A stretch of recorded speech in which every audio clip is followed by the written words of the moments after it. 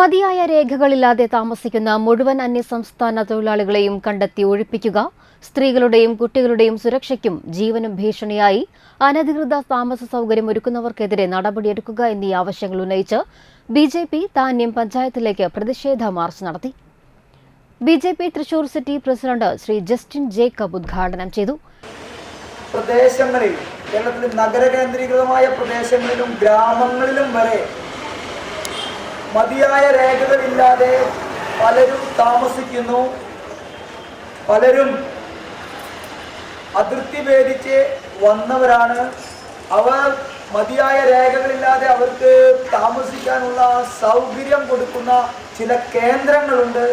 അത്തരത്തിലുള്ള കേന്ദ്രങ്ങൾക്കെതിരെ നടപടി വേണമെന്നും പോലീസ് ഈ വിഷയങ്ങളിൽ കർശനമായി ഇടപെടണമെന്നും പാർട്ടി ആവശ്യപ്പെട്ടുള്ളതായിരുന്നു.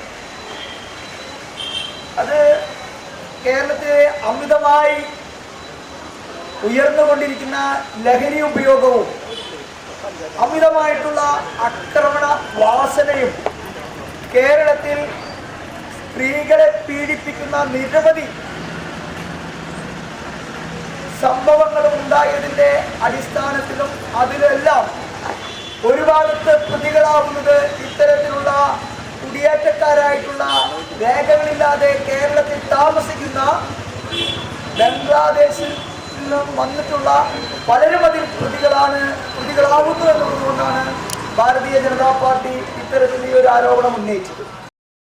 കേരളത്തിൽ അന്യസംസ്ഥാന തൊഴിലാളികളുടെ അതിക്രമങ്ങൾ ക്രമാതീതമായി വർദ്ധിച്ചുവരുന്ന സാഹചര്യത്തിൽ അന്യസംസ്ഥാന തൊഴിലാളികളുടെ രേഖകൾ ശേഖരിക്കുന്നതിൽ സംസ്ഥാന സർക്കാർ പരാജയപ്പെട്ടുവെന്നും ഇതുമൂലം കഞ്ചാവിന്റെയും മയക്കുമരുന്നിന്റെയും വർധനവ് കേരളത്തിലെ ക്രമസമാധാന അന്തരീക്ഷം തകർക്കുന്നുവെന്നും ഉദ്ഘാടകൻ പറഞ്ഞു.